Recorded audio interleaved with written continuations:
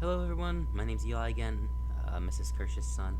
I heard that you requested some takeoff and landings, so I'm gonna record actually an entire flight for you, so she can decide, what part she wants to show you.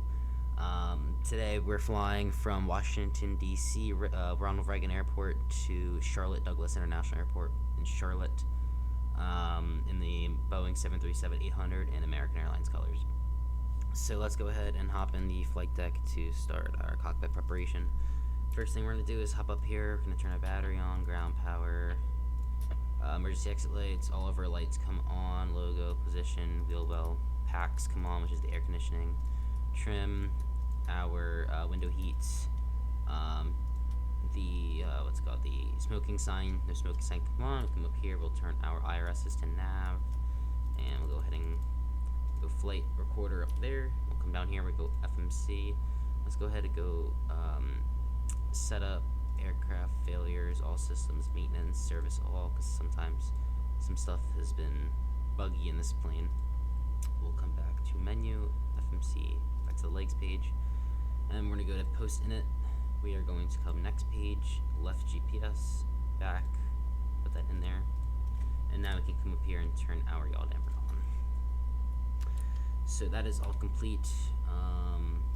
We are flying on the VATSIM network today, which is a online air traffic control network for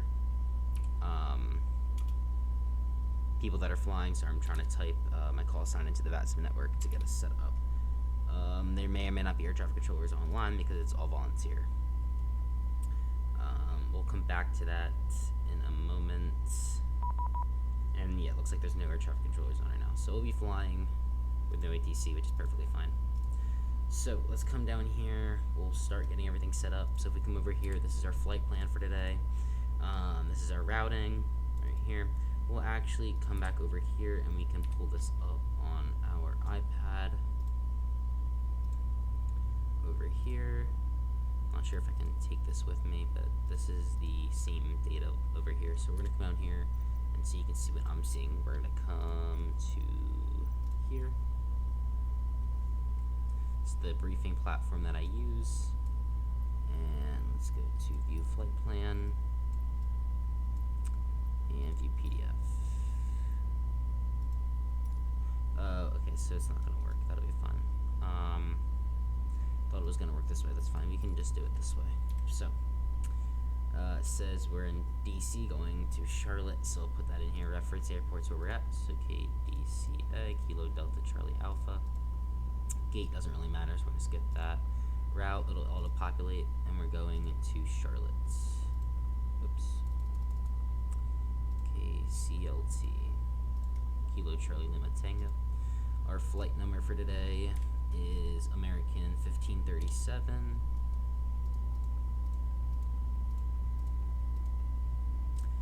And now we're going to scroll down to the routing information, which is right here. Right there, that's what we're looking at. So we're going to come over here, we're going to go to departure arrivals, departures. We're expecting runway 1 for departure, and the Scram 6 departure, and the Glank transition. And it looks like it's just direct the arrival transition, so we'll do that. So we'll go arrival, and we're expecting runway 36 right, and ILS is available, so we'll take the ILS for 36 right. There's different types of approaches, and ILS is the easiest one and the most commonly used. And it's going to be the Chisley 6 and Aero transition. Chisley 6 Aero transition, route, activate. Next is just going to be Glank direct arrow, so we can pull you up here and put you there. Execute. Now for performance, so we're going to go to perf page. We're going to come over here to actually make the plane put the fuel and payload and all the weights in. So if we come down here, this is our weight information. So our fuel for today is 12.5. That's times 1,000. So we'll put 12.5 in here. So it's really 12,500 pounds is what it's saying. And then 12.5 over here So this one over here isn't real life. This is just setting the aircraft up, because it's all simulated, so I have to set it up manually. Payload is all of your bags, cargo, and your passengers. So we'll put in the 0 fuel weight, which is weight without the fuel. That's what Zulu Foxtrot Whiskey stands for, and it's going to be 118.1. So 118.1, and we'll put you in here. And we'll do the same thing over here. 0 fuel weight. Reserves, we'll come back up to the first page. It's going to be right here. It's going to be 5 nose per alternate. It's going to be 5.1. Actually, sorry, 5.2, because the 5 rounds the 4 up, and the 4 will round the 1 up to 2. So it's going to be 5.2 for reserve fuel. And then the cost index, let's hope it's high. American Airlines doesn't usually use a cost index. So 16, it's not too high. This depends on the amount of fuel that you're using to how much thrust you're using. How much thrust means how much engines you're using. So this is your thrust power, and these are your thrust levers. So that's also called their throttle. So that's how much engine power you're using. So you don't usually use the full engines the entire time. On takeoff, you'll see when I'm doing my performance data, we call it what's called derate the engines. So we don't use the entire engine because it wears it down and it's just not necessary for the weight. So cost index is 16, so we'll put that in here. Our cruising altitude, we will scroll down to the routing, and we'll see TOC, that stands for top of climb, right here, and it's flight level 340. After 18,000 feet, we transition to flight levels, instead of saying instead of saying like 10,000, 5,000, all that kind of stuff. Cruising winds are gonna be 181 at 13. 181 at 13. So this is the direction it's coming from, 181 degrees on a compass, and it's coming at 13 knots. We measure in knots, not miles an hour or kilometers an hour. It's all knots. So we can come to the N1 limit, and this is our takeoff performance. We can exit this page right here, go back to legs. So we can come over to here, and we can go back to the home page, performance tool, and we're going out of runway 1. Import from aircraft, that importing our weights and our center of gravity. Import the weather, it's the current weather here in DCA. Hit calculate, and it's giving us the 3 numbers that we want are flaps, so it's going to be flaps 5. The rating is takeoff 1, and we need to know that it's 89.6, and the trim, it'll tell us on the computer itself. So there's 3 numbers we need to know. So takeoff 1, select temp, that's not this number, it's going to be this number we want. Takeoff 1, select temp 52. So I'm going to type 52 into the flex. I'm going to set takeoff 1. So we're only using 89.6% of the engine on takeoff, is what that's saying. We're not using the full engine, so that's derating the engine. We're going to come to the takeoff page. It said flaps 5 for takeoff. In this plane, there are multiple settings of flaps. There's 1, 2, 5, 10, 15, 20, 25, 30, and 35. Or sorry, there's no 20. 1, 2, 5, 10, 15, 25, 30, 40. The flap lever is right here. So we'll be setting flaps 5 for takeoff. And if we click this, it'll give us our trim, and that is the trim reels right here. It moves, it pitches the nose of the aircraft up and down, so we don't have to use the elevator or the yoke. This is what the stick called. We don't have to use our yoke as much. And then our takeoff speeds are right here. V1 is the decision speed, so we can no longer project a takeoff after 133 knots. VR is our rotation speed, so we'll rotate at 134 knots, and V2 is the speed we want to be above for an engine out scenario, so that would be 139 knots. So we do V2 plus 5 in our MCP, which is main control panel, so we'll put 144 knots in here, selected. And then after this, it comes to our altitude selection. So we'll come to our charts right here. Hopefully I'm logged in. If not, I'll just use my other monitor because I already have it up. Oh, I am logged in. Okay, so let's go import flight because I already filed through SimBrief. Upload. And we'll plug the approach in as well because it's probably not in here. Come on, it's a little slow. ILS 36 rate. Final, that's what we want. so we are on the Scram 6 departure, and our top altitude is 5,000, so we're going to set this to 5,000. We're departing runway 1, so climb on heading 007 on an intercept course of 331.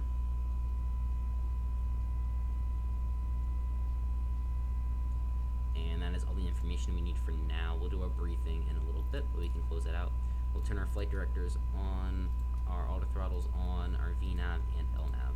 VNAV is the vertical guidance, LNAV is the lateral guidance. Auto brake to RTO, that stands for rejected takeoff. And then we will start our APU and we'll turn the seatbelt sign on. So we'll go left fuel pump on, APU to the start position, hold it there, release it.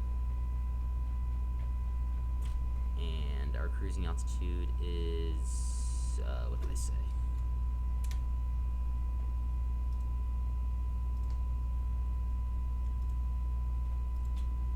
Give me 1 second.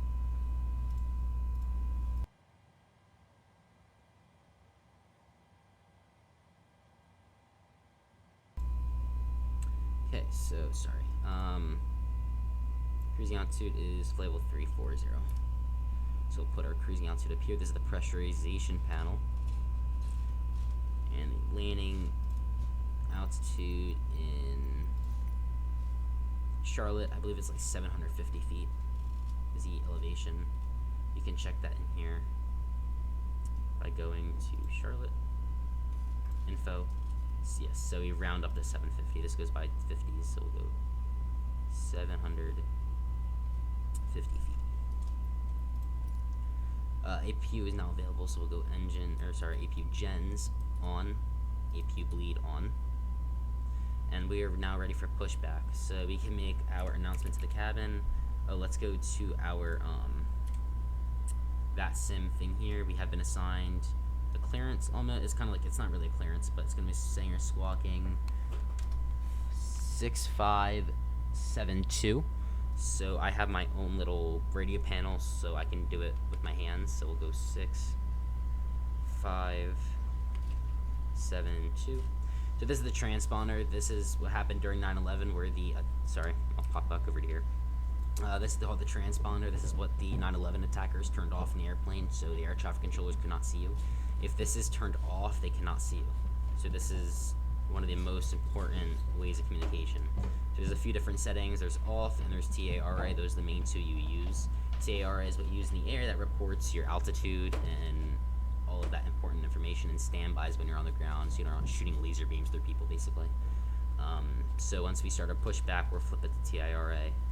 Usually on the ground they don't use TARA, but for simulation purposes, that's what I'm going to use. So let's make our announcement. We can come over to here, and we can give them all of our information. So let's start our cabin announcement. Good evening, ladies and gentlemen, flight deck. This captain speaking. Welcome aboard American Airlines Flight 1537, service to Charlotte. Our flight time is going to be approximately 58 minutes, cruising at 34,000 feet. Looking at your weather in Washington for departing here. Winds are coming all over the place, but they are pretty calm. It's a little bit of clouds, 88 degrees. And looking ahead at your Charlotte weather for you, we'll update you at the top of our descent. Winds are coming from the northwest, lower clouds there, and 90 degrees. But that will most likely change. We'll update you closer to our descent. Again, we thank you for flying American Airlines today. We truly appreciate having you aboard. Again, my name is Eli. I'll be your captain, flying you down to Charlotte. You have 4 lovely flight attendants in the back. Please treat them with respect as they do their safety demonstration during pushback. We should be pushing back here in the gate in around 2 minutes or so. Seatbelt sign is on. Please take your seats, fasten your seatbelts. Welcome aboard. Have a nice flight. Sit back, relax, enjoy the ride. So, our now announcement's done, so we'll go fuel pumps on. You can ding them if you want. That's the thing that you hear. We'll go anti-collision light. So anytime your engines are moving or you're on the ground moving, anti-collision light comes on. That means we're ready for pushback. And we'll go transponder TARA.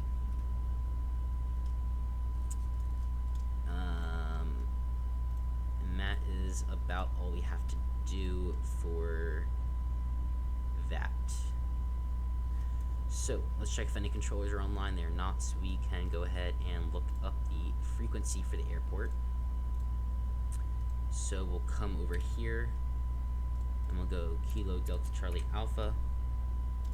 Sorry, I'm hitting the keys, my keybinds. So this is gonna be 119.1.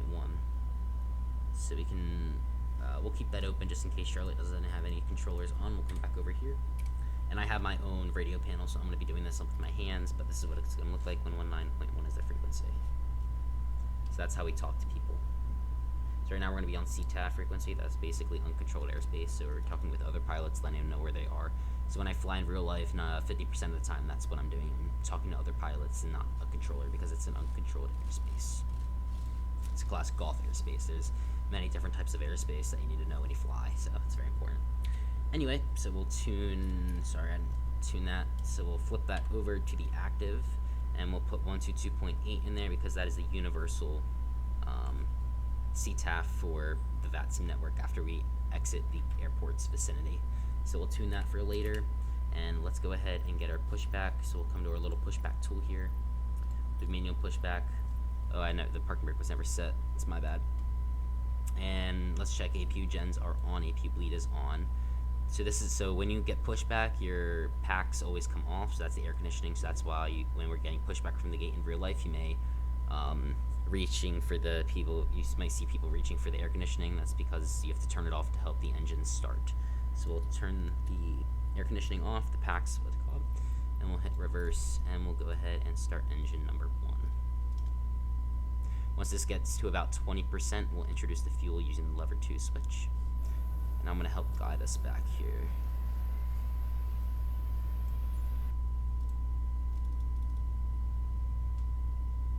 And injecting the fuel.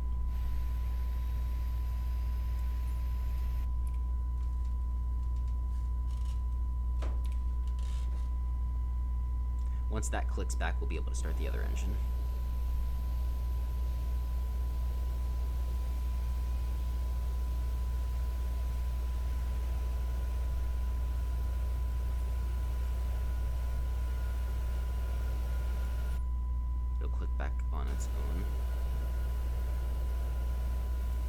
This doesn't need to be perfect, it's not real life, so I'm kind of just, putting myself there. And see it click back on its own, so we'll start engine number 1. Some airlines have you start the second engine before the first engine, and some airlines have you start the first engine before the second engine. It just depends on your company.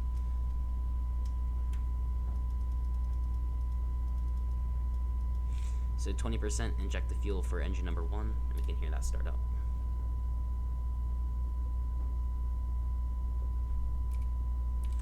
You can even come out here, see him start up.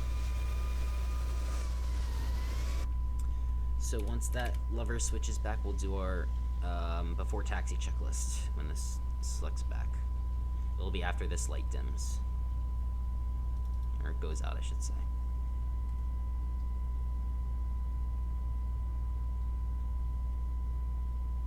And there it goes. So that just flipped back. So we'll go engine gens on, APU off, engine start switch is continuous, packs to auto, isolation valve auto, APU bleed off, so that's the CTAF that you hear. We'll go probe heats on, hydraulics on, and we can clear the temperature issues up there because that's irrelevant for right now. And we'll go taxi light on. We'll come down here to the flap lever. I have it on my yoke because I have a yoke, throttle quadrant, radio pedal, and rudder pedals in real life, so I use those so I don't have to use my mouse and keyboard. So I'll be doing this on my yoke, so we'll go flaps 5. And then we'll come down here and we'll get rid of this message because we know our takeoff speeds. Come down here to the systems page, and we'll do our flight control test. So we'll go left, right, forward, backward, left rudder, right rudder. Flight control's free and correct. We'll set our trim for takeoff, which is 4.8. So it'll almost be at 5, right? Right about there. So now we're ready for takeoff. Flaps are verified at 5. So we're good. So now let's select weather, terrain, traffic, Or I meant traffic up here. Sorry, I went metro traffic and traffic terrain over here. And usually we would check in with the ATIS information, but in this case we're gonna check in. We don't have to check in, so let's look at altimeter over here. This differentiates our altitude, so altimeter is 2998. So we'll come back here and we'll put 2988 in here, and it'll show down here. Perfect. So now we're ready for taxi. Can flip that down one. So let's go ahead and make our radio call saying that we're ready for taxi. I'll pull up the chart diagram for you so you can see it, though I have one on my other screen here. We don't really need this up here so we can see. It doesn't need to be down here. So we're going to runway 1, which is all the way south. So we're going to be departing north. So we'll make our traffic call. Reagan traffic, American 1537 is taxiing to runway 1 via Kilo Juliet Echo. Correction, Kilo Juliet crossing 4 at Juliet, Reagan. That's a normal traffic advisory. Normally they would have a ground controller on that's telling us where to go, but they don't have that. So I just released the parking brakes, and we're just, moving the throttles here so we can start moving.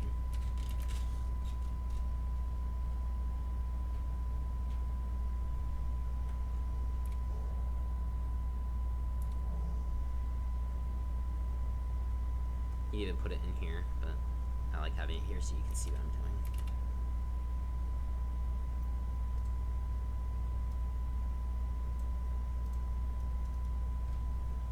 So we're going to take taxiway Kilo, which is the first one here.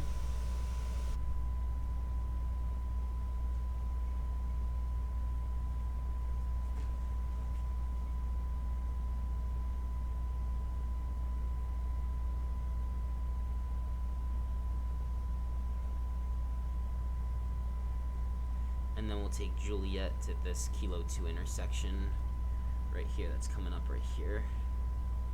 And these taxiway signs also tell you the name of the taxiways, these signs right here. But if you're like me and like to use charts, it's also very helpful. So this airplane is very not sensitive with taxiing, so sorry if my taxiing is a little bad. It is not like that in the real life. That's just how it is in the simulator.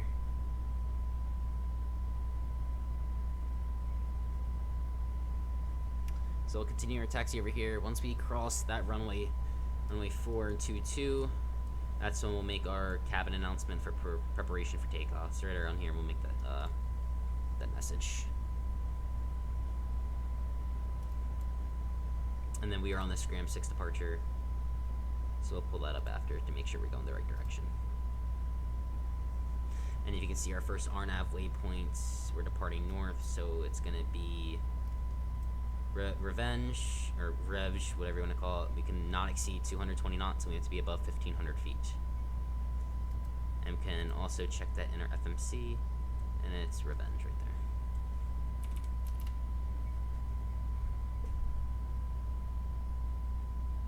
So we're about to take off right here, so we'll let our cabin know that we're taking off. This is your cabin speaking. We're number 1 for departure. Flight attendants, prepare for takeoff. So we'll demo as well. And we're almost to the runway here, so we can switch over to the departure charts. And we'll go landing lights on, runway turn off, lights come on, taxi light comes off. I don't know why we're stopping. I never touched the brakes. Strobe lights come on and wing lights come on. So we are ready for departure here. So now I'm going to get rid of this because I have to see where I'm going, and there's not really a good spot for this.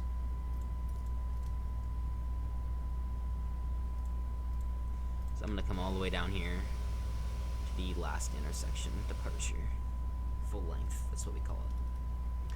So in a moment, what's going to happen is I'm going to raise my engines to 40% right here to make sure that they're stabilized and there's no problems with them. After that, the screw in this particular simulation aircraft, you press that for the toga power, which is called takeoff go around. power. Usually there's a button on the throttle quadrant right here that you press and it does it for you, but for simulation purposes they put that button here. It's like this screw right here, so it kind of helps you so you don't have to move your mouse all the time during takeoff. And then we'll also hit the ET button because we hit the runway, so that's our clock for how long we've been flying for.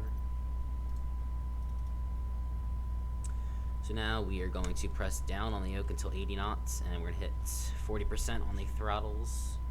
Make sure they're stable before engaging the toga power.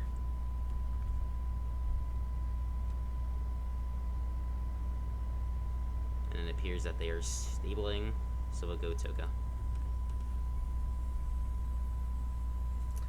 And auto throttles kicked off, we'll put them back on. And takeoff thrust set. Airspeed alive. Airspeed's alive, cross check. 80 knots, cross checked. So right now I'm using my rudder pedals to keep myself aligned with the runway, and our V speeds are coming up now. So V1, I take my hands off the throttles, and at VR, which they say rotate, I rotate. Positive rate of climb. Gear up.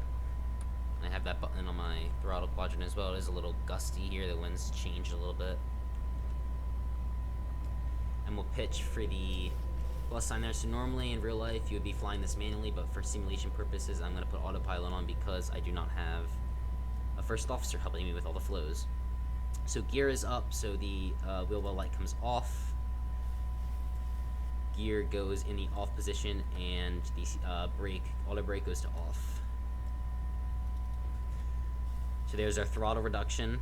So now we're in cruise power. You kind of heard that a little bit. So we went from takeoff power to cruise power, or I should say climb power, sorry. And we're gonna, usually the ATC, air traffic control, will give us a climb, but we're just gonna climb up to our final altitude, which is level 340, so 34,000 feet.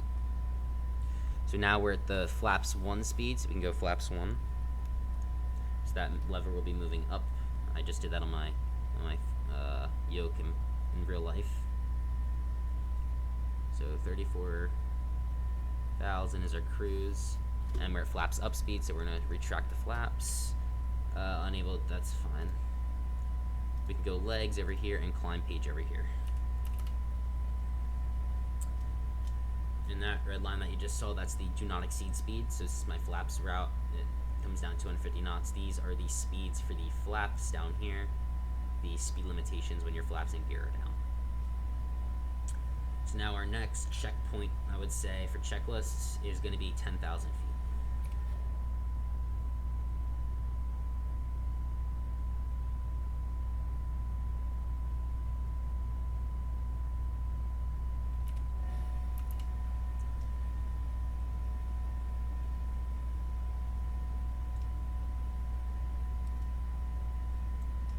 So at 10,000 feet, what happens is we turn off the landing lights.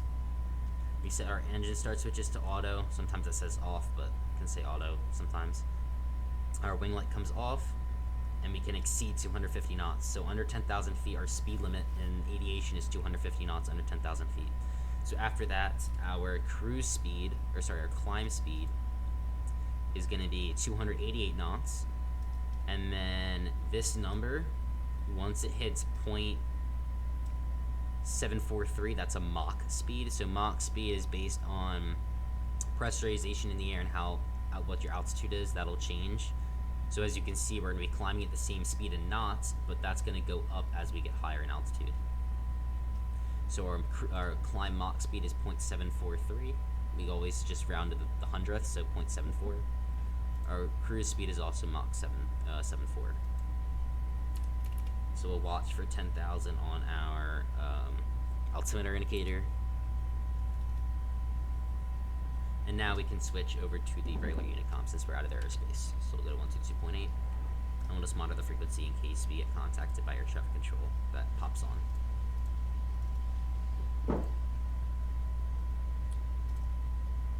But for now, we're kind of just, it's a waiting game until we get to 10,000.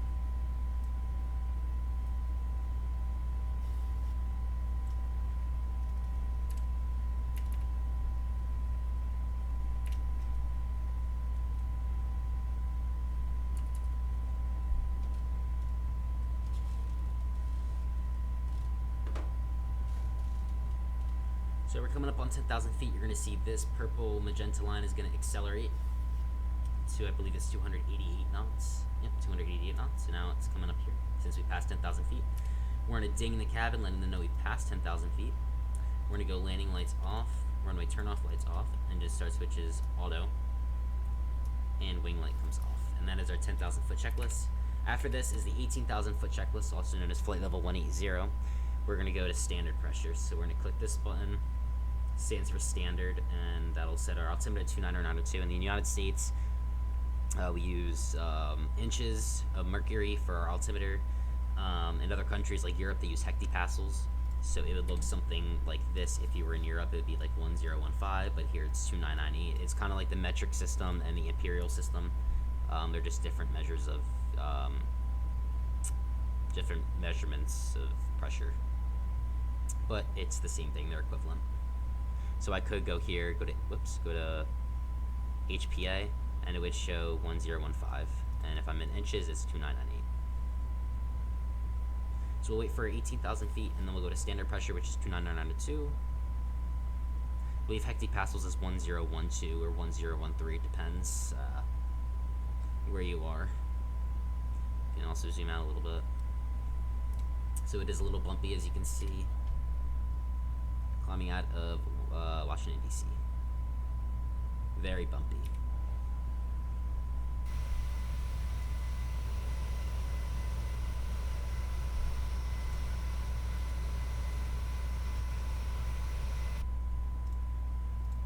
And if you take a look over here, we can see that our routing information right here. And then we'll show you what our plan looks like for the arrival. So this arrow is our arrival transition. So that means we're going to come out here. So there's an arrow transition, there's a noom transition, there's a coupon transition. So ours is arrow, and these are all crossing restrictions. So we have to be above Blue Jay at level 270, in between level 270 and 240 at 280 knots at burps, burrs, above level 220 at 280 knots at Skiles, and so on and so forth until we get to here. We're landing runway 36 right. So we're going to come down here. If you were landing the 18s, you would go this way from Chisley right there. You kind of come out this way. That's the arrival. This is the ILS approach. Your course, frequency, and your baro minimums. And then a bunch of other frequency information up here. And then also your go around is 4,000. In case you have to go around. And then their taxiway diagram. So we're coming up on 18,000 feet here. So we're going to switch to standard pressure. We're just going to hit that button, and it's going to switch to standard on all of our displays. Usually this one only correlates with this display, but I set it to do all of them. So it does this one, this PFD, primary flight display, this secondary primary flight display, and the first officers as well. Usually it's not like that in real life, but I did it for the sake of simulation. And same thing with the baro. We'll get to that on our arrival. It does the same thing as well. It syncs it for everything. So now all we're waiting for is level 340, which is our cruising altitude, and then we'll let them know that we're at cruising altitude, and seatbelt sign will come off then, and we'll let them know when we should start our descent by. So as of now, our cruising, sometimes it tells us, sometimes it doesn't. That's okay. We're descending at 1939 Zulu, so Zulu time is a universal time, and currently it is 1917 Zulu, and it's about 155 nautical miles away from descent. So we can keep an eye on that performance, calculations, and that is basically it until cruising altitude.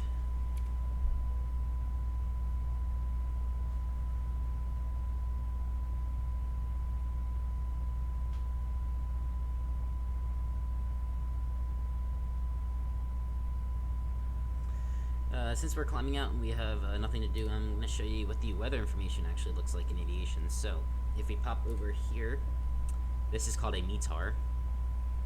And these are the remarks page. Personally, if for simulation, you don't really need them. And this is what it all translates to. So I'm going to read it and show you what it all means. So This is the airport identifier, which is Kilo Delta Charlie Alpha. That is Ronald Reagan Washington National Airport. This is the time that it was published at. So 19th of the month at 18. I can't see that far. It looks like 52 Zulu. Winds are 0405, so that means it's coming from the northeast. So if you look at a compass, it's kind of like the plus sign is coming from up here-ish. It is 10 statute miles of visibility. Few clouds are at 5,000. Scattered clouds are at 25,000. The temperature is 32 degrees Celsius, and the dew point is 16 degrees Celsius, and the altimeter is 29 or 9 or 8. And then all this is the remarks, which you don't really need to know. It's all down here. Over here. And earlier I was talking about the ATIS information. That is basically the arrival and departure information. This airport only has a combined ATIS, so it's departure and arrivals for Washington. So it would say Washington ATIS information. India's current time 1852 Zulu, wind 0508. So you could say 10 or 10 statute miles of visibility, few clouds at 5,000, scattered clouds at 25,000, temperature 32, altimeter, temperature 32, dew point 16, altimeter 29 or 9 or 8. And then these are the remarks right here. And then you go into the actual ATIS information. So arrivals, expect, I believe that's the ILS. There's a code for it. You can look at the charts here.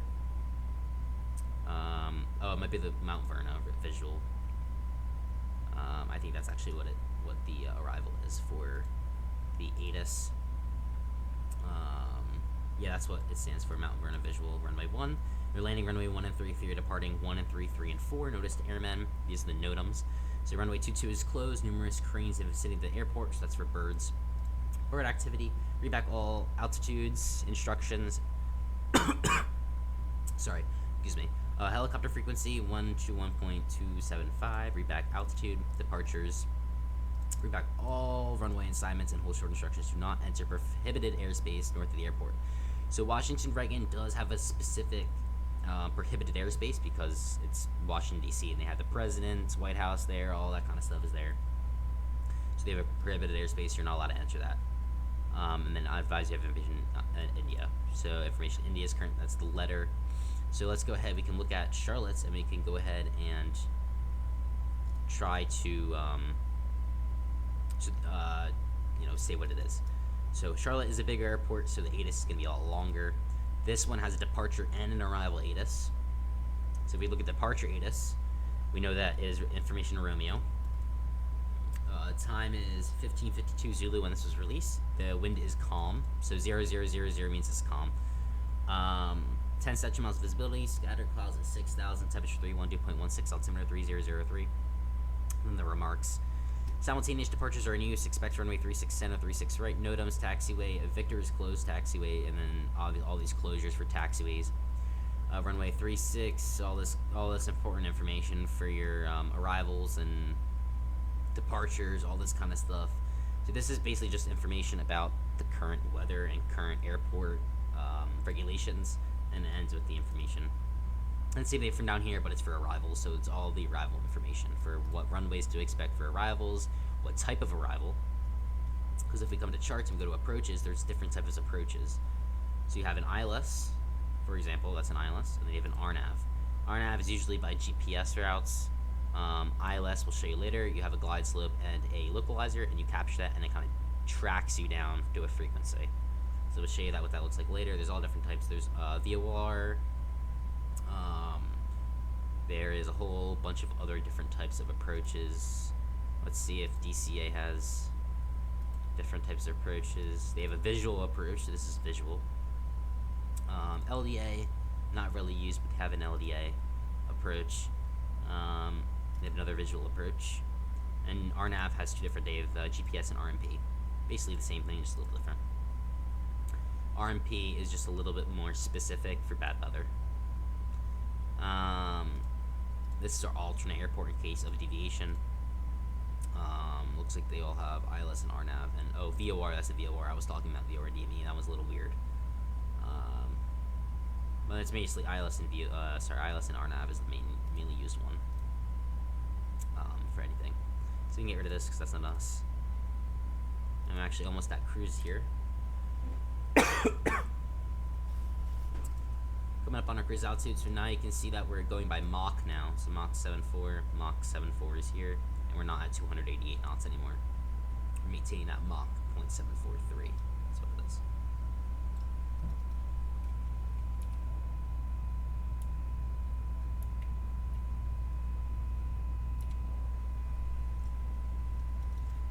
So since we're very close to our descent, actually, it's probably in about 10 minutes. Yeah.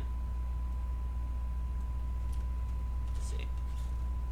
Yeah, it's about a 10-minute cruise here. So we'll start planning our descent probably once we get into our cruise here,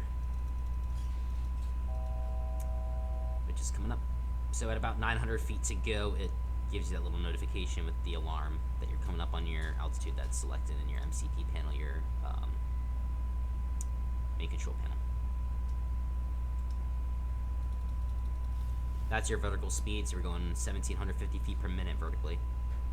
It's our climb rate. And it'll come to 0 once we get to cruise. Maybe 100 feet if it's going up and down, if it's a little bumpy.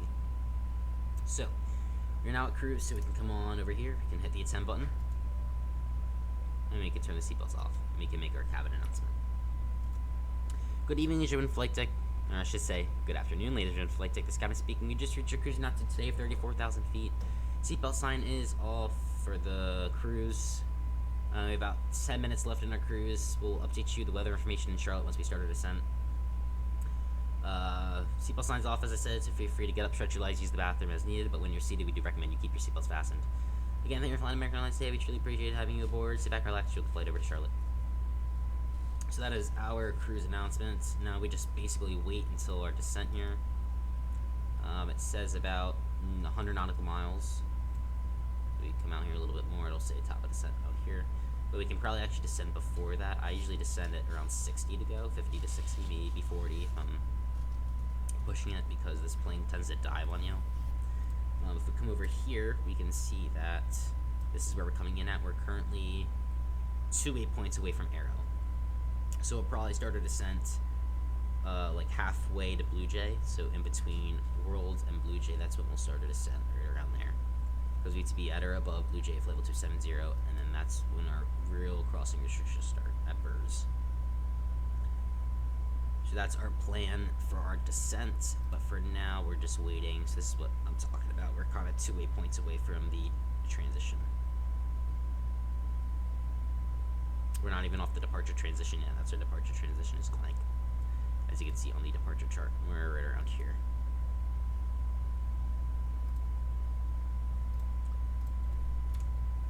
So that's about it for now. Now it's just a waiting game until we start our descent.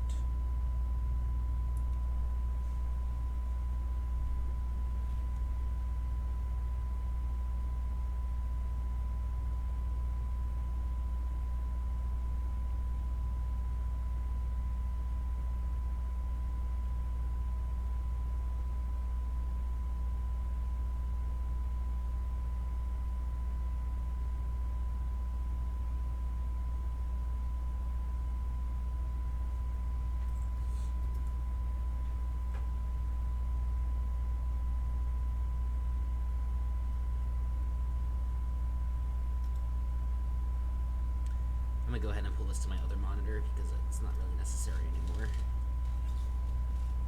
It's on my flight planning information.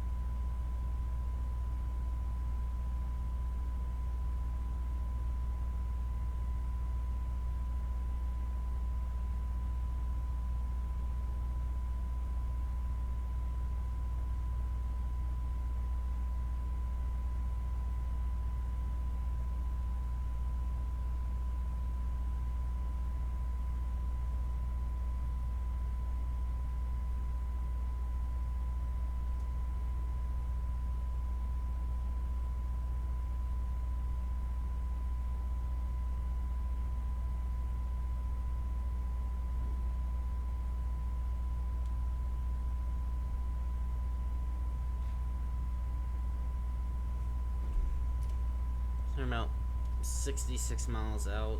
We can probably start getting ready for our descent. Looking at so usually they would give us a descent clearance, but there's no ATC online. They do have Charlotte Tower online, so we'll have to be aware of that.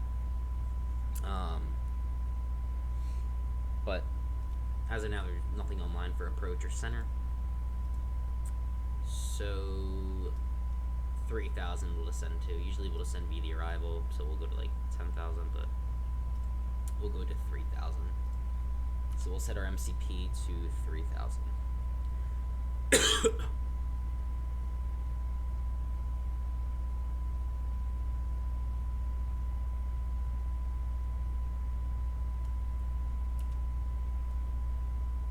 And we'll start our descent at around 50.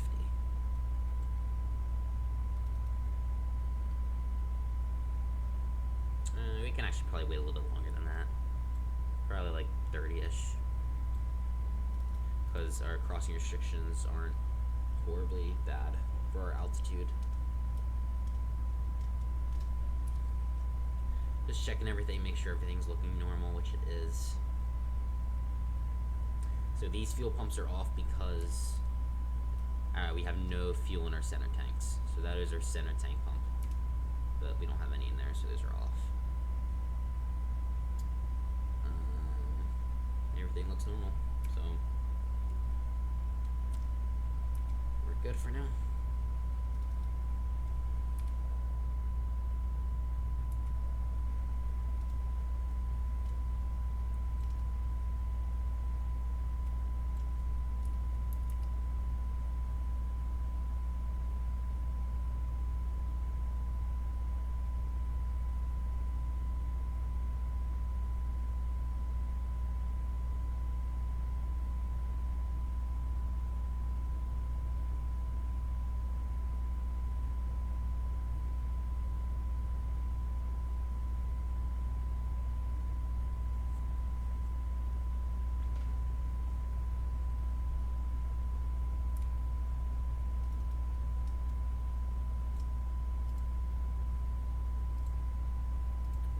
This is new.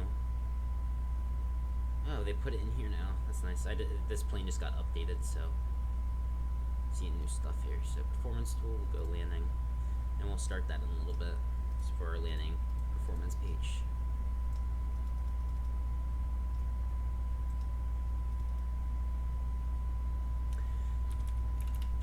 All right, almost there. The reason I don't descend too early is because then we'll be stuck at flight level 270 until we hit that waypoint, and then it'll be just a slow descent down, and we don't want to get stuck there, you know. We want a constant descent unless absolutely necessary. Because this is a crossing restriction, we cannot bust that crossing restriction. That's what it's called. We cannot go through that at all. So the A means above, so we have to be above flight level 270. We're at 340 right now, so we cannot go below that altitude, especially if you're flying into Washington DC. They have special crossing restrictions because of the president and everything. They have a lot of rules, so you can only fly instrument flying out of there.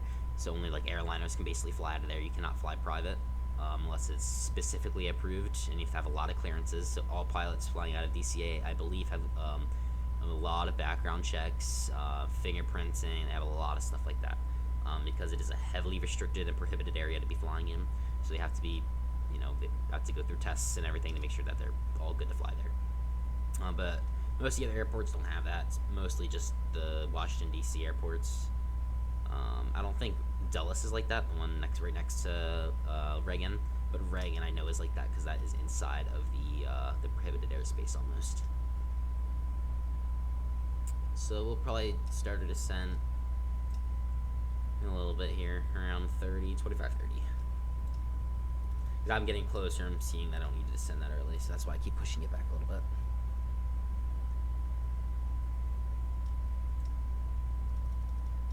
So that top of descent's actually, I think, where I wanted to start our descent at, yeah.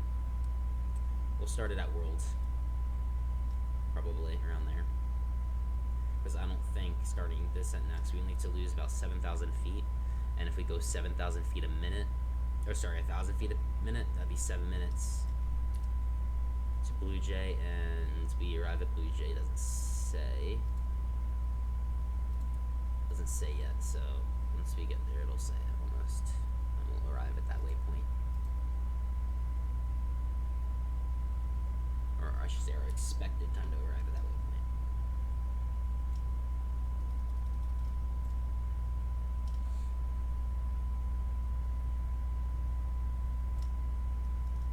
So a few things that we will be doing for the approach, I'll show you now.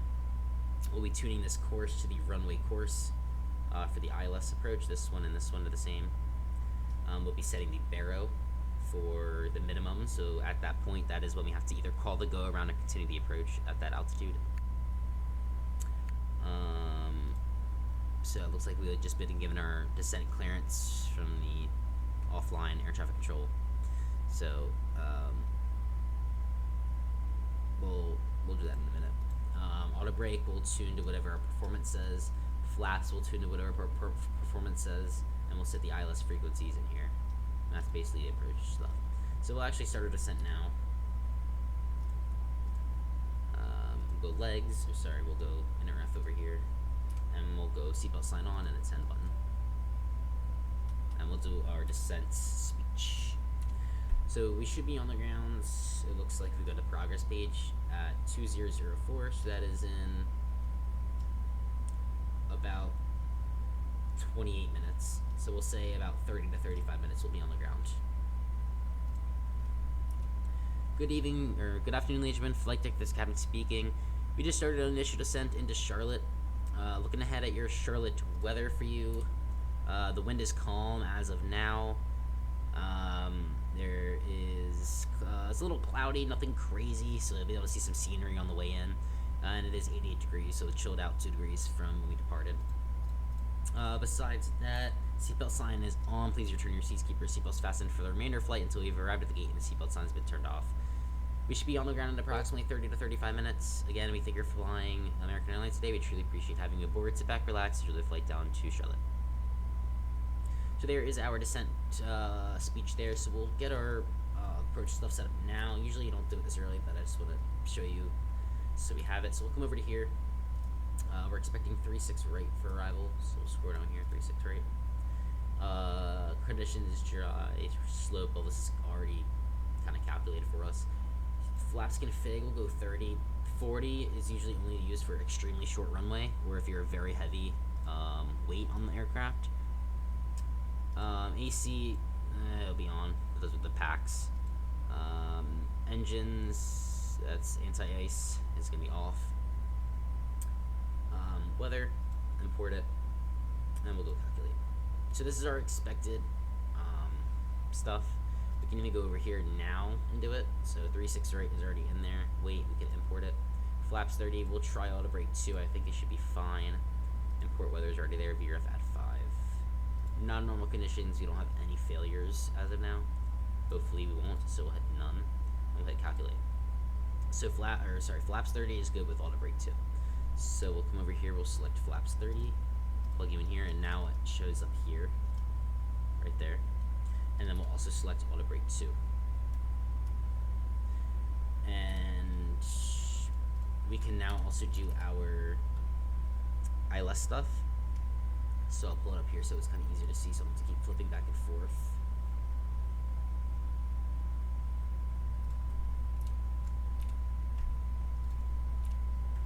So if we come over to the ILS approach, the regular ILS, there's different categories. So if there's bad weather, you use these kinds, and it's kind of more precise. So our course is 003, so we'll plug that in here. If this is not correct, it won't capture what's called the localizer, and I'll show you that later. The frequency is 108.9. I have it on my radio panel as well, so I will do that as well. So it's going to be 108.95 and 108.95, so we do it in both. Oh, sorry, 108.9. That could have been bad. So 108.9 is in both active frequencies. And we can also come over here and move this down so we can see that minimums are 927 feet. So we're gonna use this scroll over here, and we're gonna look at the barrow and select it to 927. And it'll say minimums. The aircraft will literally talk to you. It's called the GPWS warning systems, ground proximity weather systems, and it'll tell you all that kind of stuff. You'll hear the call outs. It'll say 2,500, 1,500, 400, 300, 200, 150, 40, 30, 20, 10. And at around 200 feet, it'll say approaching minimums and minimums. And you'll hear that when you land. That's saying what your feet is over the ground, so you know how far away from the ground you are. 927 is set, and now it's set in both because we have that set for both in the simulator. So since it's set over here, it theoretically should be set over here because we have that setting on, which it is. So that's about all for approach. Usually it'll do that stuff until you get closer to the approach, but it's alright, we can do it now. It doesn't hurt, we just have to update the weights and the speeds down here as we go, if it changes. So now we're waiting for the 18,000 feet again. If we look over here, the altimeter is 3003, so we'll set that when we get closer to when we cross 18,000 feet. That's our transition level. And then 10,000 feet, same thing. We have to go back down to 250 knots or whatever. FMC, this is our flight management computer, whatever that says. And then landing lights come on, and it just starts switch, go to continuous, and wing light comes on. So that is about it for now until we get down there. So it's gonna follow, since we have VNAV on, it's gonna follow the crossing restrictions. That's why I use VNAV, so it follows it. So we're going about 1,000 feet per minute. So our next cross restriction is below 220, oh my. Below flight level 270, which is 27,000 feet, and above flight level 240, which is 24,000 feet. So you have to be between those two. And we also have to be at 280 knots, but it might be unable to do that because of our cost index. So it does say it in here, but it said earlier that it was not able, which is fine unless there is a lot of aircraft flying to this airport and they need a specific specific speed. We can select that up here in the speed category, which it will change that once we intercept the glide slope on the ILS approach. It'll change to manual speed that we have to manage ourselves. So for now, we're kind of just going down and waiting for that 10,000 foot mark.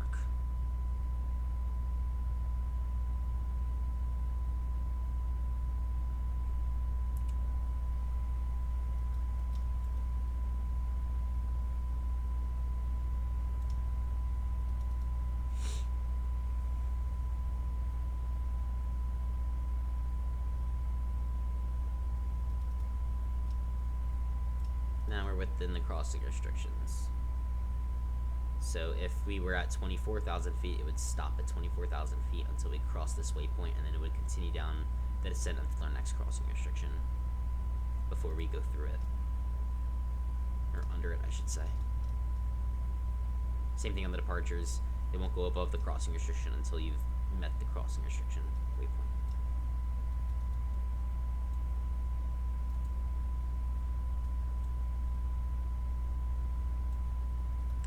And it looks like we do not need speed brakes, so this is our spoilers lever. What's it saying now? Yeah, it's fine. Nobody's on us right now.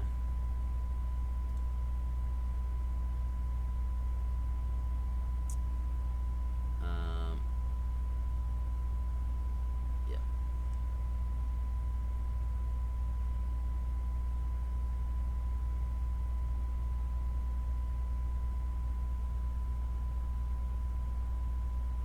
So the tower is actually online, so we're going to tune that 118.1. We'll contact them on about a 5 to 10 mile final to the runway.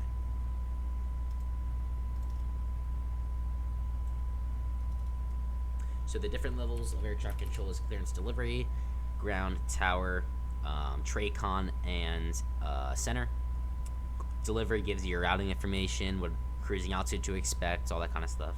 Ground moves taxis the aircraft from runway to gate and gate to runway. At bigger airports, they also have ramp control, which taxis aircrafts in and out of the ramp area so they don't, drive right into each other, you could say. Tower takes off the aircraft and lands the aircraft. They give all the landing clearances. As soon as the aircraft usually crosses the end of the runway, or if it's RNAV departure, so there's no vectoring. A vector is giving them headings to fly and altitudes to climb to. If there's none of that, they'll wait for them to turn to their first waypoint, and then they'll tell them to contact departure. TRACON has departure and approach controllers, so departure controllers handle aircrafts from approximately surface to 15,000 feet, depends on the airport. And approach does the opposite. They go from 15,000 feet down to surface. So that's what they control. So they give the climbing clearances, and then the approach controllers give them the approach clearances, and they descend them down to the runway. And then you have center, which does from wherever the TRACON left off from all the way up to 60,000 feet. And they have different sectors inside of each TRACON and each center, and even some very big airports like Dallas-Fort Worth, they have different ground controllers for different parts of the airport, and they have different tower controllers for different runways. So there's not one person doing everything, which is very interesting when you think about it. I can actually pull up a map. Let's see here. The screens are going to flip when I look this up, probably. Center Arctic.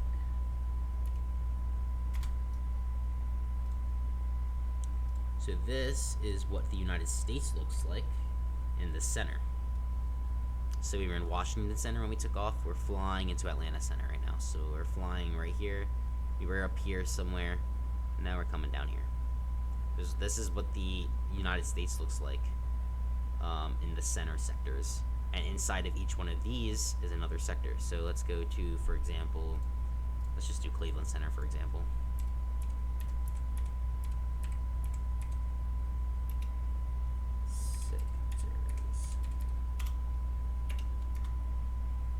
This is what Cleveland looks like inside of Cleveland. So you have this RTAC, right? Air Traffic Control Center. Air Route Traffic Control Center. And then inside of Cleveland is that. There's all these different kind of sectors inside of that one airspace. So we went from this to this. So it's this Cleveland Center right here. And then inside of Cleveland Center is all these different sectors for center positions. So it's pretty interesting when you think about airspace. And then there's also different types of classifications for airports. So we're flying into a Bravo airspace, which is Charlotte's a Bravo airspace. So that's the most restrictive airspace. And then you have Alpha airspace, which is above 18,000 feet. And then you have Bravo airspace, which is the airport. You have Charlie airspace, which is not as restrictive as Bravo. And then you have Delta airspace, which is very non-restrictive. You have Gulf airspace, which is uncontrolled. And then you have Echo airspace, which is it can be a little confusing to explain, so I'm not going to explain it. But there's different classifications for airspace. And it's very interesting when you know what all the limitations are, how to read charts, and how to read sectionals, and all that kind of stuff. So we're almost at 18,000 feet here, and then we'll switch to the pressurization of the air in the area.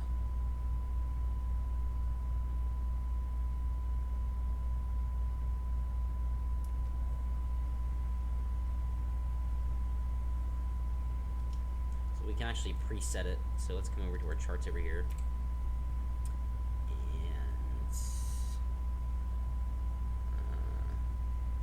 Charlotte info, weather 3003. So we can set that in our standby altimeter down here, 3003.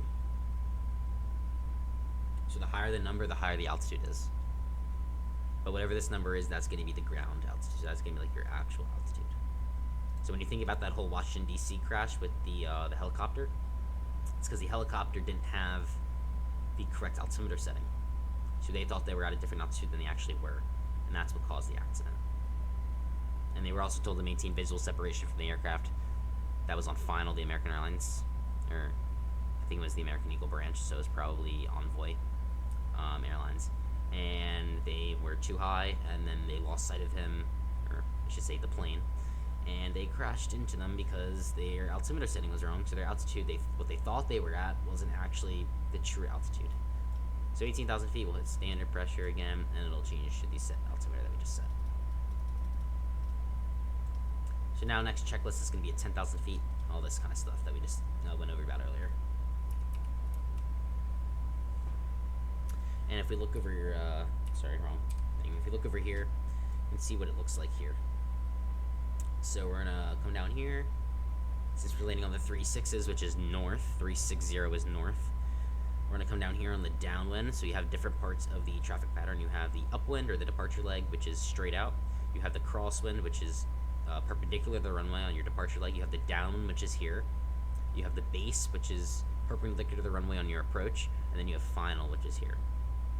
So here we're gonna have a downwind, and then from this is the last waypoint on the star, which is the standard terminal arrival route.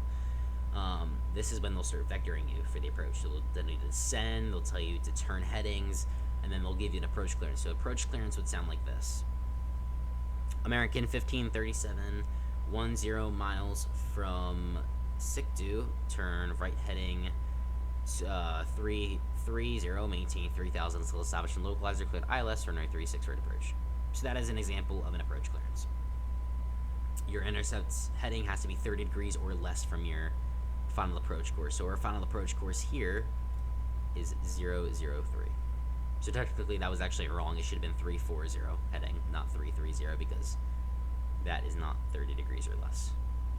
But that's what an approach clearance sounds like. And I got the SICO name because it's one of the approach fixes right here. SICDO. That's what I meant, SICDO. That's what our arrival looks like. Currently right here, we're going to keep coming down all the way down here, and this is where the vector starts.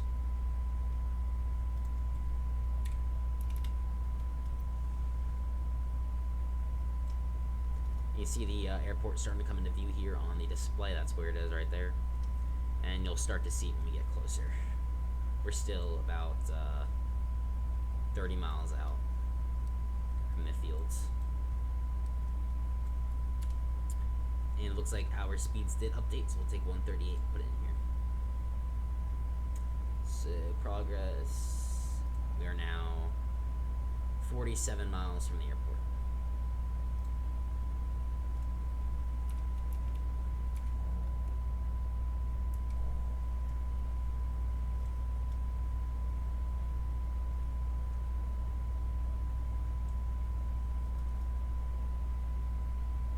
So we're already 250 knots, and that's because the chart depicts 250 knots over here. So theoretically, if it didn't have a speed restriction, we would probably still be flying at our descent speed.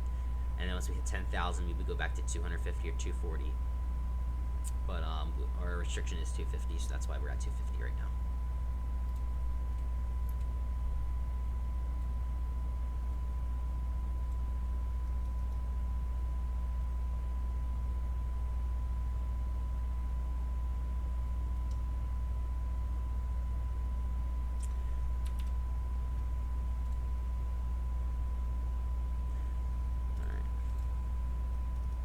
Now it's just a waiting game. We already did our briefing, and we're above 10,000.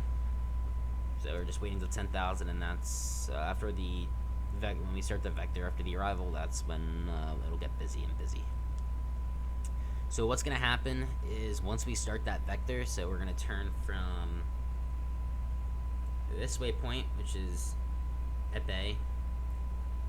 Probably gonna continue a little bit more, and then we're gonna turn right. And then we're going to turn right at an angle to intercept. So what's going to happen is we're going to have two magenta diamonds. We're going to have one here, and we're going to have one probably here, because we're coming in from the right. So what's going to happen is so you always want to intercept the glide slope, which is this one, lower than the glide slope is. So we're descending to 3,000 because that is the altitude that we're descending to for the approach. So we're going to intercept that diamond that's going to come down as we get closer at 3,000, and it's going to intercept. So it's going to start bringing us down. And you also want to intercept the localizer prior to the glide slope. So the localizer is our horizontal movement, and it's going to be a diamond that's coming in, and you want it centered right here. Once you do that, then you're going to track the glide slope down, and it's going to be centered right here. It'll make more sense once it happens and once you actually see it, but that's just the explanation beforehand. When we start our turn, we'll probably go flaps 1 if we're going too fast to slow us down, and then we'll go flaps 5. After that, once we intercept the glide slope, we'll go flaps 15 and we'll lower the landing gear. Once we get to that speed and we're about 5 miles out, we'll go flaps 30, and that'll be our final flap speed. And when our gear goes down, we'll arm the speed brake and we'll turn the wheel well light on. That's fine. If our drag was needed, so drag is basically something stopping or slowing something down, we'll put the speed brake out, and I'll just do it to show you what it is. So if we pull this out and we come over here, these things come up on the wings, and if we put it down, they come down. Bring it up, they come up. So that's drag right there. So if we were going too fast, that's what this lever is for. When we arm the speed brake, as soon as our wheels touch the ground, it's automatically going to deploy full spoilers. So what I showed you there was full spoilers in flight, but it comes up more than that when you get on the ground. Because if they came up that high in the air, they would snap off, and you don't want that to happen, right? So we're slowing down and trying to get to 210 knots because that is our crossing restriction. Coming up on 10,000 here as well.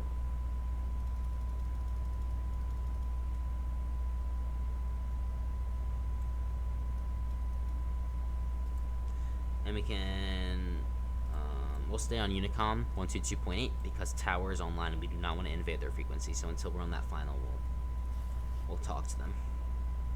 So we're coming up on 10,000. We can ding them again, and we're going to landing lights, runway turn-offs, and just start switch is continuous, and wing light on.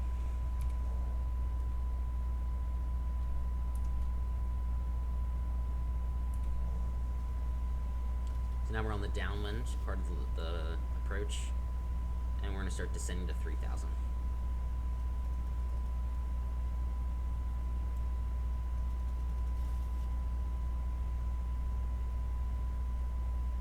And I usually tell the flight attendants prepare for landing when we start that turn into the interception of the localizer. But everybody's different. Airlines have different operations. That's just what I do. Simulation.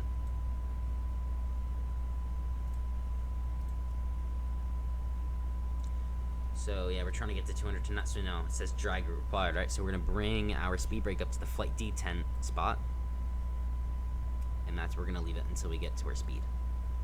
So as you can see over here, spoilers have came up, both sides. I don't know why I like the right side better. It just looks better in my opinion. I always like to sit on the right side of the plane on the wing, but spoilers are on. So we're trying to get down to 210 knots, but we're unable.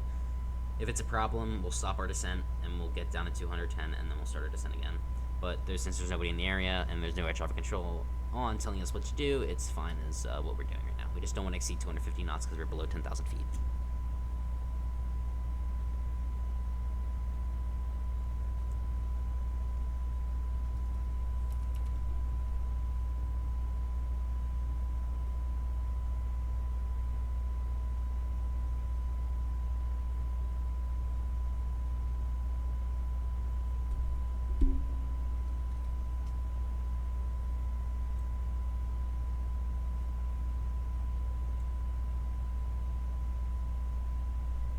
Back here, you can probably see the airport.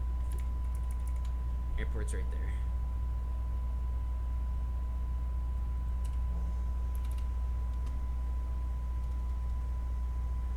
You're coming in a little hot here, so we might go flaps 1 now. If we get up to 245 knots for some reason, that's when we'll go flaps 1. Because we really don't want to go that fast.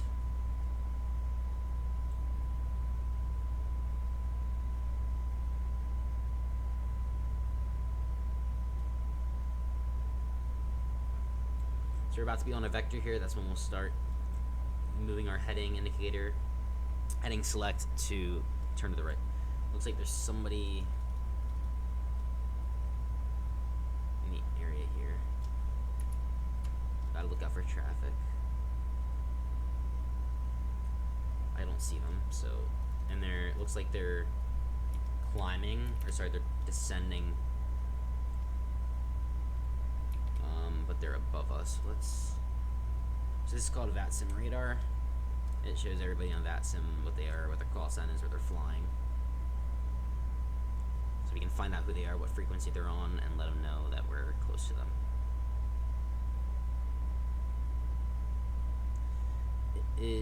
They're going to Charlotte. So American 2003, they're currently on, where's their frequency at? I guess it doesn't give frequencies anymore.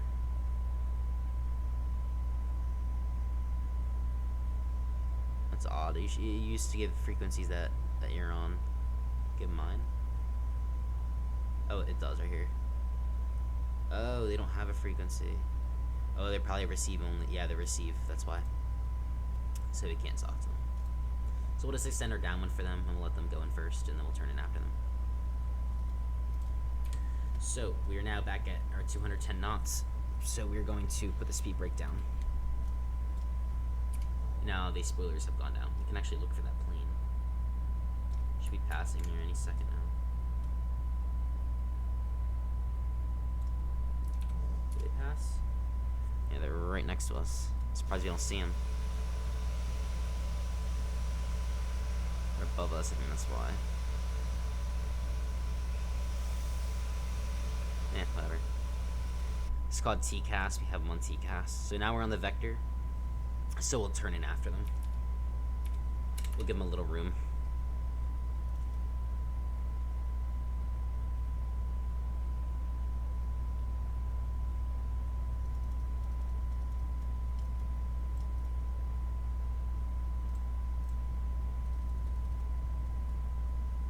So we're at 3,000 now, which is perfect. About 5 miles from them. 2,500. So let's go ahead and start that turn. So we'll go, this is your captain speaking, flight attendants prepare for landing. So let's go ahead and move this guy perpendicular to the runway. I don't know why I said it like that, perpendicular to runway. 270. We'll arm the approach, so that's going to have our Glideslope localizer diamonds that I was talking about earlier. There's a diamond right here, and the Glideslope will come in after it.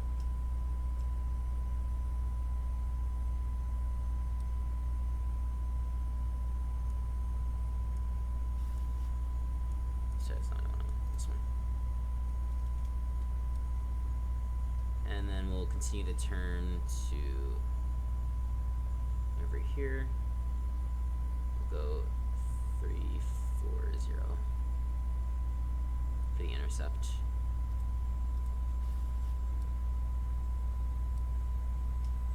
And we'll go flaps 5. Speed checked. So flaps 5 is 250, flaps 15 is 200, flaps 30 is 175. So that's what we're looking at for speeds.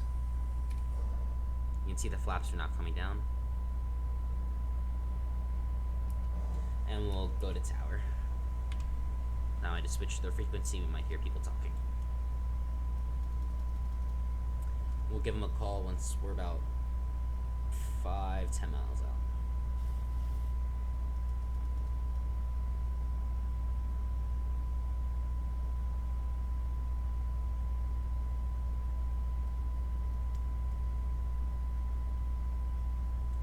Field is in sight. I believe that's the airport right there. Maybe it's over here. I think that's it.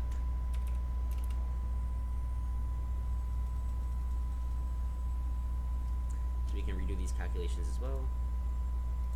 Hasn't changed much, so we're good.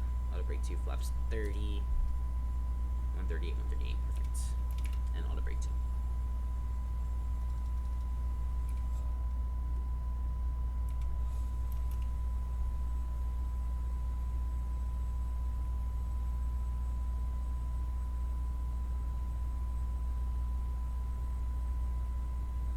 And over here you can see that we're intercepting the localizer.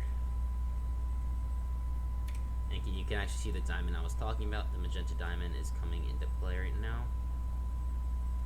Once we get a little closer, it'll start coming in more. There it comes. There's the magenta diamond. So once this comes here, we have captured the localizer.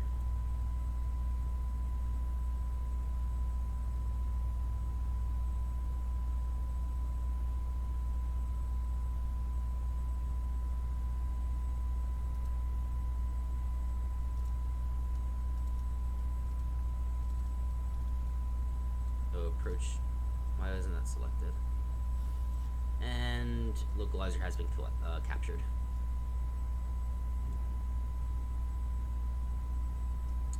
I guess it just went off for some reason. It's weird. Anyway. So now the glide slope is up here. That'll come down as we get closer to that 3,000, the Sikdu waypoint.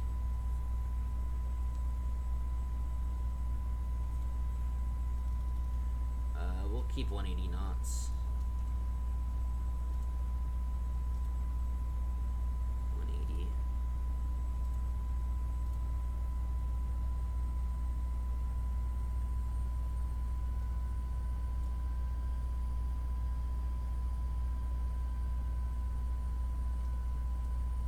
And we can go to flaps 15 at 180, so we're good.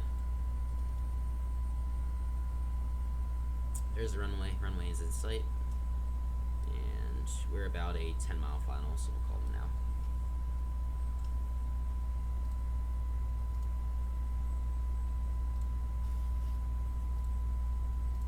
Charlotte Tower, American 1537, 10-mile final, ILS 36 right. American 1537, Charlotte Tower, runway 36 right, cleared to land. Cleared to land 36 right, American 1537.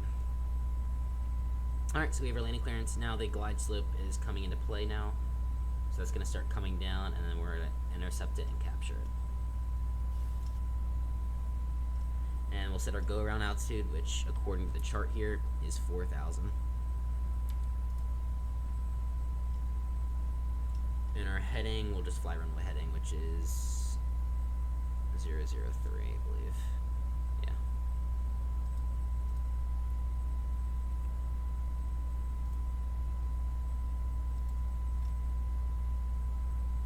So we can go flaps 15 gear down as soon as taxi via Whiskey, November, Victor 5. There we go, flaps 15 gear down, and wheel light comes on.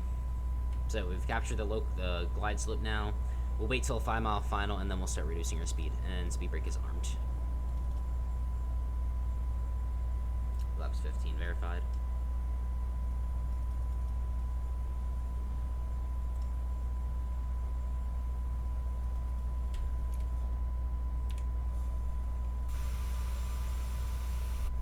And 5-mile final. So we're reduced to our final approach speed, which is gonna be 138 plus 5, so 143. And now we can go flaps 30 because we're at 175. So flaps 30, speed checked. We're now fully configured for landing. So we want to do landing checklist. Lights are all on except taxi light. We'll wait for that. And the start switches are continuous. Flaps are 30 set and checked. Gear is down 3, green and locked. Auto brake is set to 2. Speed brake is armed, green light. Landing checklist complete. And go missed approach altitude is set as well. So after landing, we'll do an after landing briefing. We're planned to exit left onto Charlie, and then we'll either get Golf or Romeo to the gate. That is what we're expecting. So I will take controls of the throttles now. So now they're my throttles, so I can use my own throttles, my hands. And I'll take the controls fully. So that is the autopilot disconnect feature that I just did on my yoke. And I'll be landing the plane now.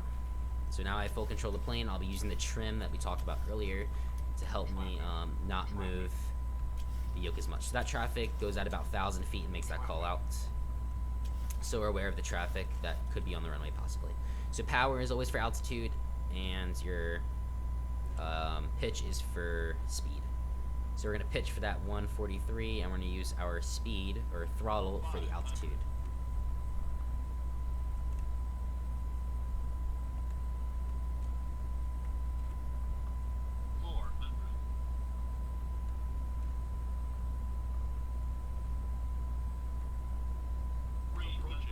Continue. Checked. So minimums, checked. Continue. 100. 50. 30. 20. This is called the flare.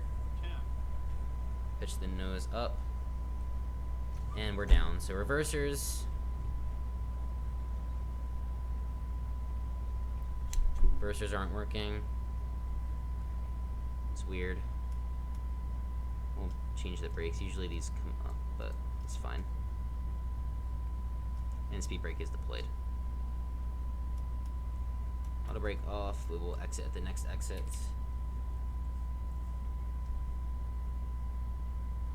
This is no longer a runway anymore, so it doesn't really matter. So we'll go to the gate after here. The plane just got updated, so it might not have taken the reversers from my previous key binds. So now we exit the runway. Our spoilers can come up. Flaps up. 1537, taxi to the gate via Charlie. Gate via Charlie, American 1537. So we just got our taxi instructions. Flaps up. We can hit landing lights off. Taxi light, EPU start and just start switches auto, strobe to steady, and wing light comes off, probes off. Alright, so we'll stop the ET. It was an hour and 2 minutes from runway to runway.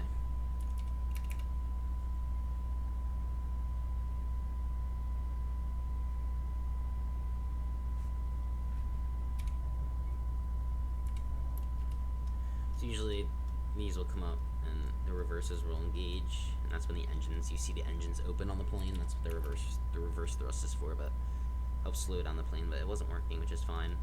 Didn't need it. It was a pretty long runway, so we had plenty of room. Turn off our weather and traffic radars, terrain and traffic, and we can also turn off the flight directors because we don't really need them anymore.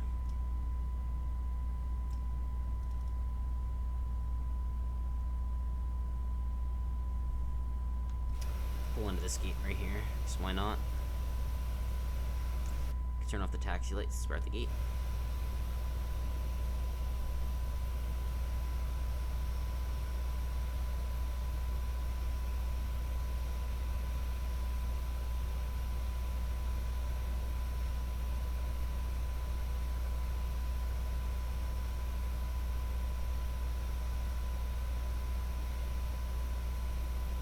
We'll slowly make our way in. We don't want to come in too fast, so we don't run right through the building. If there's a marshaller here, we don't want to run the marshaller over that has the wands in his hands.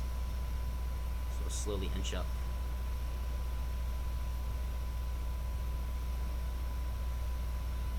And we'll stop. Parking brake set. APU gens come on. APU bleed comes on. Engines off. And seatbelts come off. Beacon comes off. Fuel pumps, all but one for the APU because it's running. Installation valve close, open, and hydraulics come off.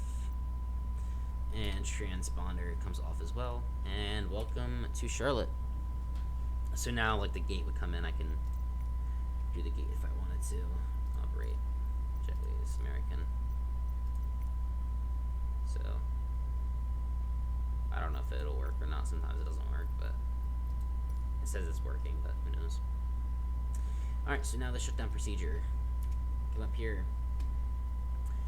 We will go ahead and we'll turn the window heats off. Packs. Oops. Packs come off. We'll turn our lights off. We can turn our IRSs off. And yaw damper off as well. That'll go off with the IRSs automatically. We can turn the emergency exit lights off. Fuel pump off. You, and you. So that is a full flight in the Boeing 737-800 American Airlines from Washington, Oregon to Charlotte. Hope this was interesting. If you have any other questions for me, feel free to ask. I'll be happy to share the answers with you if I have them. Thank you for watching, and thank you, Mrs. Kirsch, my mom, for allowing you to watch this. Again, thank you for watching again. See you later. Hope you have a good class.